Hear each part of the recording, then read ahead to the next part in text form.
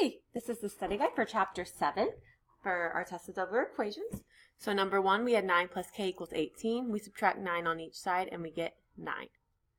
Number 2, r minus 11 equals 5. We add 11 to each side. We get 16. 3w equals 30. Remember, a letter and a number next to each other is multiplication, so we have to divide. So 30 divided by 3 is 10. This looks like a fraction, but it can also be division. So d divided by 12 equals 4. We multiply by 12. We get 48. Y plus 5 equals 10. We subtract 5 on either side and we get 5. 13 equals t plus 7. Subtract 7 on either side and get 6. 5a minus 5 equals 9. We add 5 on each side and we get 14. 10 equals t minus 8. We add 8 on each side and we get 18. Janine's mother is 47. She is 26 years older than, so that means we're going to add. So you're going to look for the one with the addition sign. So you get A, J plus 26 equals 47. Quentin bought 6 new tennis balls. If he now has a total of 18, so total of 18, we're equaling it to 18. So 6 plus B, I use B for balls. And we subtracted 6 on each side. So we started with 12. Let's look at number 11. 6d, the letter and number next to each other means multiplication.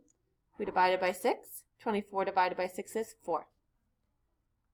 42 equals 7f. We divide by 7. So 42 divided by 7 is 6. 4 equals x divided by 8. So we multiply by 8. 4 times 8 is 32. T divided by 5 equals 15. We multiply by 5, so 15 times 5 is 75. Antoine waters his lawn 8 times. It says times, so you're looking for the multiplication, and C is the multiplication. 16.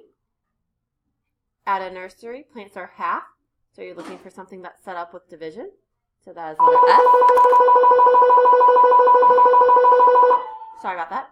X divided by 4 equals 12, so we multiply by 4. 12 times 4 is 48. 4f equals 44, so we divide by 4. 44 divided by 4 is 11. 9b equals 54. We divide by 9. 54 divided by 9 is 6. And our last one, Kelly earned $20 for babysitting. She has also earned money by doing chores. Altogether, she has earned $100. So equals to 100. 20 plus m for money. You could use a different variable. We subtract 20 on either side. 100 minus 20 is 80. Now, if you need to go back and replay that again, because I did go rather fast, you can do that. Also, remember, the number you'd move to the other side is the number that is next to the variable. Good luck on your test tomorrow.